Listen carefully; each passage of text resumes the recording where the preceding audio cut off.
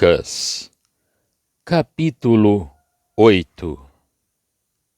E aconteceu, depois disto, que andava de cidade em cidade, e de aldeia em aldeia, pregando e anunciando o evangelho do reino de Deus, e os 12 iam com ele.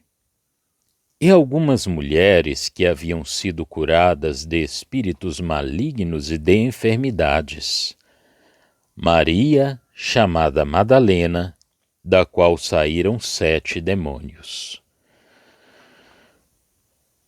Joana, mulher de Cusa, procurador de Herodes, e Susana, e muitas outras que o serviam com os seus bens.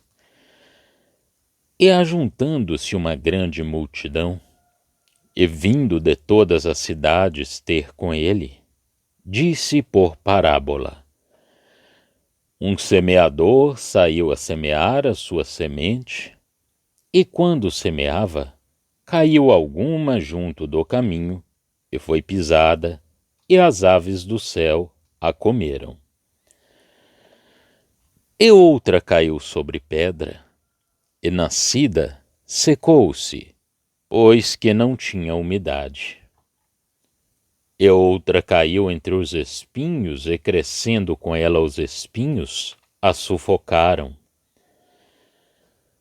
E a outra caiu em boa terra, e nascida produziu fruto, 100 por 1.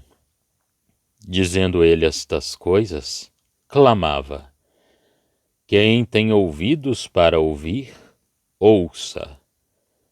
E os seus discípulos o interrogaram, dizendo: Que parábola é esta? E ele disse: A vós vos é dado conhecer os mistérios do reino de Deus, mas aos outros por parábolas, para que vendo não vejam, e ouvindo não entendam. Esta é, pois, a parábola. A semente é a palavra de Deus. E os que estão junto do caminho, estes são os que ouvem. Depois vem o diabo e tira-lhes do coração a palavra, para que não se salvem, crendo. E os que estão sobre pedra, estes são os que, ouvindo a palavra, a recebem com alegria.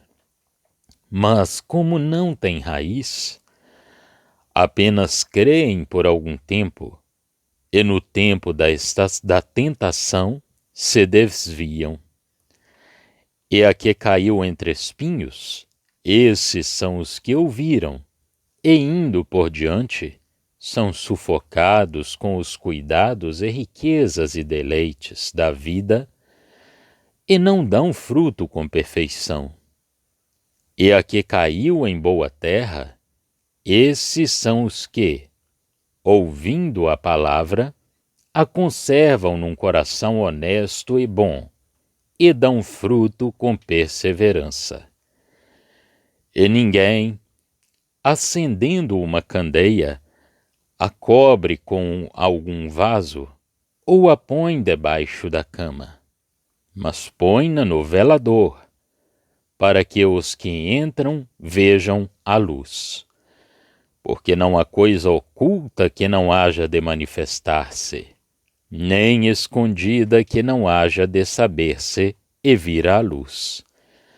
Vede, pois, como ouvis, porque a qualquer que tiver, ser-lhe-á dado, e a qualquer que não tiver, até o que parece ter, ser-lhe-á tirado.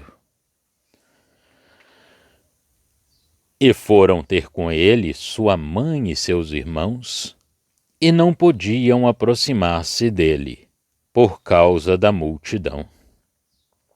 E foi-lhe dito: Estão lá fora tua mãe e teus irmãos, que querem ver-te.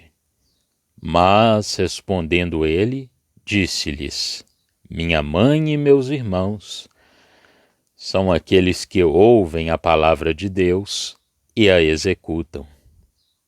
E aconteceu que, num daqueles dias, entrou num barco com seus discípulos e disse-lhes: Passemos para o outro lado do lago. E partiram. E navegando eles, adormeceu. E sobreveio uma tempestade de vento no lago, e enchiam-se de água, estando em perigo. E chegando-se a ele, o despertaram, dizendo: Mestre, mestre, perecemos. E ele, levantando-se, repreendeu o vento e a fúria da água, e cessaram, e fez-se bonança. E disse-lhes: Onde está a vossa fé? E eles, temendo, maravilharam-se, dizendo uns aos outros: Quem é este que até aos ventos e à água manda e lhe obedecem? E navegaram para a terra dos Gadarenos, que está defronte da Galileia. E quando desceu para a terra, saiu-lhe ao encontro, vindo da cidade, um homem que desde muito tempo estava possesso de demônios, e não andava vestido, nem habitava em qualquer casa, mas nos sepulcros. E quando viu a Jesus, prostrou-se diante dele, exclamando e dizendo com grande voz: Que tenho eu contigo, Jesus, Filho do Deus Altíssimo? Peço-te que não me atormentes. Porque tinha ordenado ao espírito imundo que saísse daquele homem, pois já havia muito tempo que o arrebatava. E guardavam-no preso, com grilhões e cadeias, mas, quebrando as prisões, era impelido pelo demônio para os desertos. E perguntou-lhe Jesus, dizendo: Qual é o teu nome? E ele disse: Legião, porque tinha entrado nele muitos demônios. E rogavam-lhe que os não mandasse para o abismo. E andava-lhe pastando no monte uma vara de muitos porcos. E rogaram-lhe que lhes concedesse entrar neles, e concedeu-lhe. E tendo saído os demônios do homem, entraram nos porcos, e a manada precipitou-se de um despenhadeiro no lago e afogou-se. E aqueles que os guardavam, vendo o que acontecera, fugiram e foram anunciá-lo na cidade e nos campos. E saíram a ver o que tinha acontecido e vieram ter com Jesus. Acharam então o homem de quem haviam saído os demônios vestido e em seu juízo, assentado aos pés de Jesus, e temeram. E os que tinham visto contaram-lhes também como fora salvo aquele endemoninhado. E toda a multidão da terra dos Gadarenos ao redor lhe rogou que se retirasse deles, porque estavam possuídos de grande temor. E entrando ele no barco, voltou. E aquele homem, de quem haviam saído os demônios, rogou-lhe que o deixasse estar com ele. Mas Jesus o despediu, dizendo: Torna para a tua casa e conta quão grandes coisas te fez Deus. Ele foi apregoando por toda a cidade quão grandes coisas Jesus lhe tinha feito. E aconteceu que, quando voltou Jesus, a multidão o recebeu, porque todos o estavam esperando. E eis que chegou um homem de nome Jairo, que era príncipe da sinagoga, e prostrando-se aos pés de Jesus, rogava-lhe que entrasse em sua casa, porque tinha uma filha única, quase de 12 anos, que estava à morte. E indo ele, apertava-o a multidão. E uma mulher que tinha um fluxo de sangue havia 12 anos, e gastara com os médicos todos os seus haveres, e por nenhum pudera ser curada, chegando por detrás dele, tocou na orla do seu vestido e logo estancou o fluxo do seu sangue. E disse Jesus: Quem é que me tocou? E negando todos, disse Pedro e os que estavam com ele: Mestre, a multidão te aperta e te oprime, e dizes: Quem é que me tocou? E disse Jesus: Alguém me tocou, porque bem conheci que de mim saiu virtude. Então, vendo a mulher que não podia ocultar-se, aproximou-se tremendo e, prostrando-se ante ele, declarou-lhe diante do povo a causa por que lhe havia tocado e como logo sarara. E ele lhe disse: Tem bom ânimo, filha, a tua fé te salvou. Vai em paz. Estando ele ainda falando, chegou um do príncipe da sinagoga, dizendo: A tua filha já está morta, não incomodes o mestre. Jesus, porém, ouvindo-o, respondeu-lhe dizendo: Não temas, crê somente, e será salva. E entrando em casa, a ninguém deixou entrar, senão a Pedro e a Tiago e a João, e ao pai e à mãe da menina. E todos choravam e a pranteavam. E ele disse: Não choreis, não está morta, mas dorme. E riam-se dele, sabendo que estava morta. Mas ele, pondo-os todos fora, e pegando-lhe na mão, clamou, dizendo: Levanta-te, menina.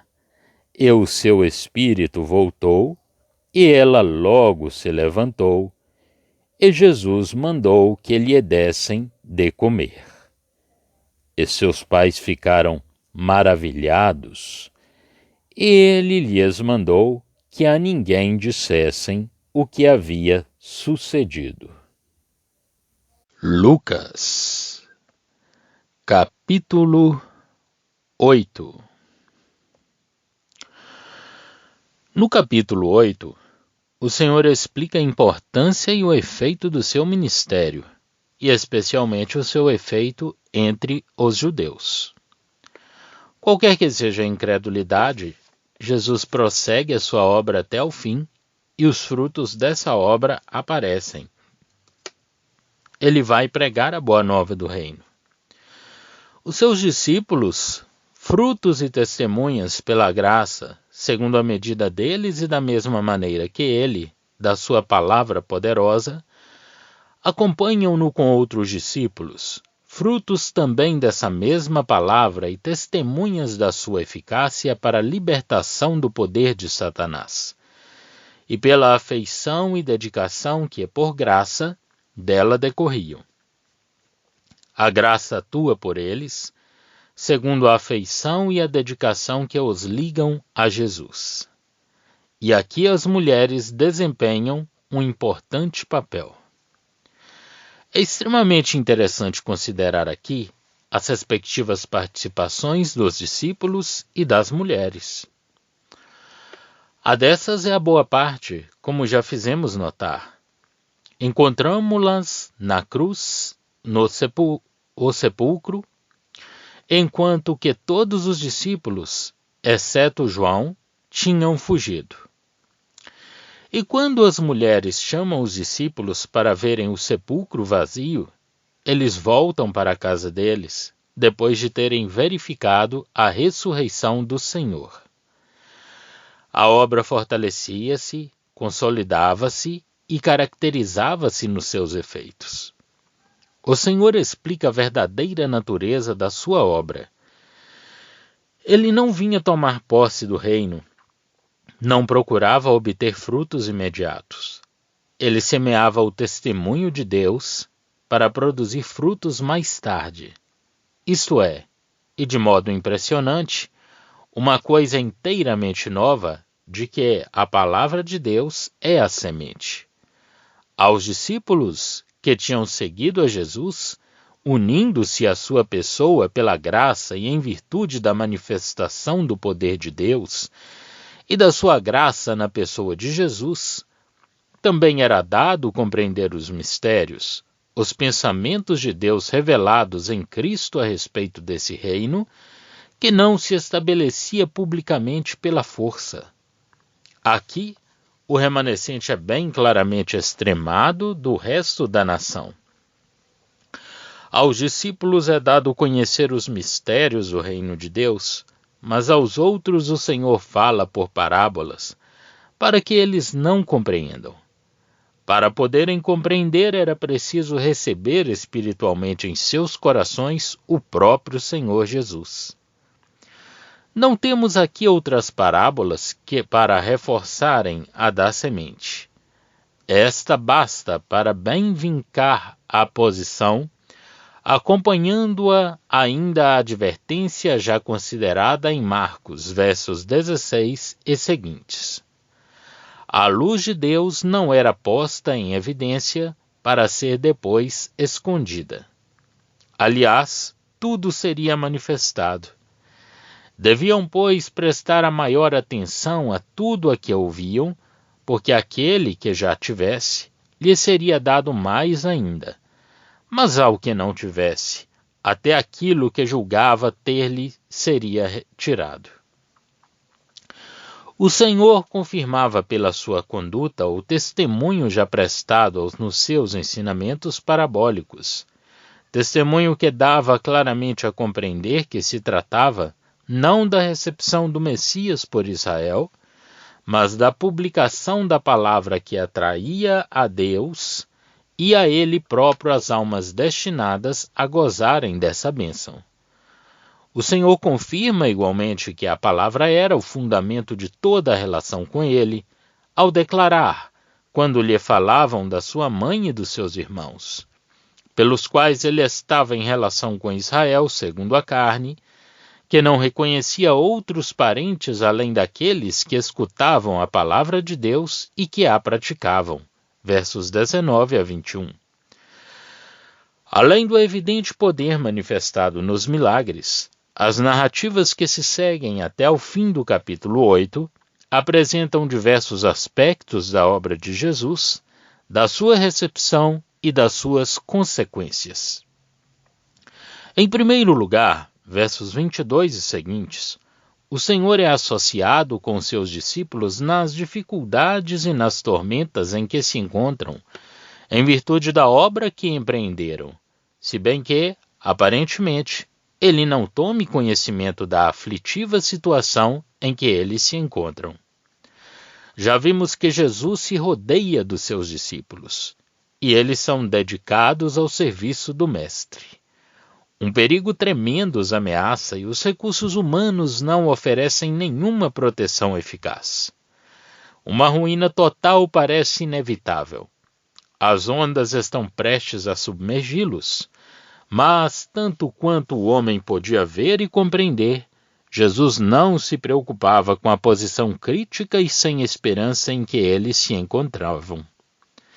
Mas foi Deus que permitiu esse exercício de fé. Se os discípulos estão ali por causa de Jesus e com ele, ele também está lá e com eles. O poder daquele por amor de quem eles estão na tormenta também lá está para os proteger. Eles estão juntamente com o Senhor no mesmo barco. e, se considerados separadamente, entregues a si próprios, eles podiam perecer. Nos desígnios de Deus, eles estavam associados com Jesus. A presença do Senhor era, para eles, segura garantia. O Senhor permite a tempestade, mas Ele próprio está no barco, e quando Ele despertar e se manifestar, tudo ficará calmo. A cura do endemoniado, na terra dos Gadarenos, oferece-nos um quadro vivo do que se estava passando. No que respeita a Israel, seja qual for o poder de Satanás, o remanescente está salvo.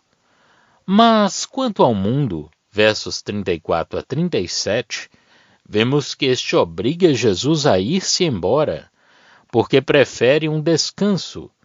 A presença e o poder de Deus perturbam mais do que uma legião de demônios. Por isso, Jesus se afasta dali. O homem que tinha sido curado, o remanescente, queria estar com ele, mas o Senhor envia-o para esse mundo que o rejeita e que, por isso mesmo, ele deixa, a fim de que ali seja uma testemunha da graça e do poder de que ele próprio foi objeto. A manada de porcos representa, estou certo, o progresso violento e cego de Israel via a destruição depois da rejeição do Senhor. O mundo facilmente se habitua ao poder de Satanás, por muito duro que este, por vezes, seja. Mas não quer habituar-se ao terno e suave poder de Deus.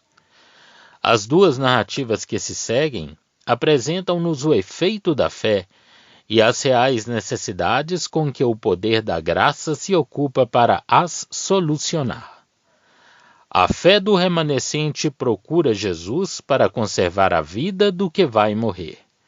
O Senhor vem para responder a essa fé, e a ela responde. Enquanto vai de caminho, é ali que ele se encontra e quanto à libertação final. Ele ainda lá está, no meio da multidão que o rodeia, a fé toca-o, versos 43 a 48. A pobre mulher que, aproximando-se por trás, o tinha assim tocado, tinha uma doença incurável por todos os meios humanos. Mas o poder de Deus encontra-se no homem Jesus e sai dele para a cura daquela em quem a fé se encontra, esperando o cumprimento final da sua missão sobre a terra. A mulher é curada. Ela reconhece diante de Jesus o seu estado e confessa o que lhe aconteceu. E assim, por meio da fé, há um testemunho prestado a Cristo. O remanescente é manifestado. A fé distinguiu-o do resto da massa humana. O estado desse remanescente é o fruto do poder divino em Cristo. Este princípio aplicar-se-á à cura de todo o crente e, por conseguinte, também a dos gentios, como Paulo o demonstra na sua epístola aos Romanos. O poder que cura está na pessoa de Jesus, e a fé, pela graça e atrativo de Cristo, dele aproveita. Não se trata da relação do judeu com o Messias, embora o judeu deva ser o primeiro a aproveitar de tal bênção em virtude da sua posição. Trata-se, sim, do que se encontra na pessoa de Cristo e da fé do indivíduo. Se houver fé no coração do homem, o que está em Cristo opera e o indivíduo vai em paz, curado pelo poder de Deus. Mas aqui, se tivermos em devida consideração a condição do homem, veremos que não se tratava de simples doença, mas sim de morte. Cristo, antes da plena manifestação do estado do homem, a saber, um estado de morte, encontra-o, por assim dizer, no caminho.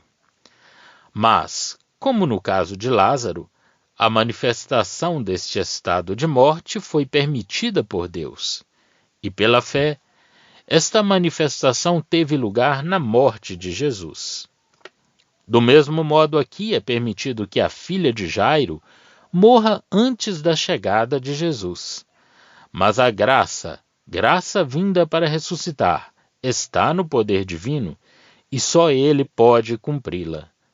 Assim Jesus, tranquilizando o pobre pai, anima-o a não temer e a crer. Não temas, crê somente, e ela será salva. É pela fé na sua pessoa, no poder divino que está nele, ou na graça que vem para exercer este poder, que obtemos a alegria e a libertação. Jesus, porém, não procura as multidões para manifestar o seu poder. Este é somente para a consolação daqueles que dele têm necessidade e que, pela fé, estão verdadeiramente ligados ao Senhor. A multidão bem reconhece que a filha de Jairo está morta. Lamenta-se, mas não compreende o poder de Deus, que levanta até de entre os mortos. Jesus entrega aos pais a jovem que acaba de restituir a vida. De igual modo, no fim dos tempos, um remanescente de entre os judeus, do meio da incredulidade desse povo, será ressuscitado da morte para ter parte nas bênçãos de Deus em vida diante dele. E nós, enquanto esperamos, vamos saboreando antecipadamente esta alegria que nos vem da fé, certos de que, embora por natureza estejamos ainda neste estado de morte, vivemos já pela graça do Senhor. E esta vida está em relação com Cristo no céu, primícias de uma nova criação. Quanto ao seu ministério, Jesus quer que esta sua obra se não divulgue. É que ele deve ser recebido apenas pelo testemunho que presta à consciência e ao coração. E, enquanto ia de caminho, esse testemunho não estava ainda inteiramente concluído. Nos capítulos seguintes veremos os seus últimos esforços para demover o incrédulo coração do homem.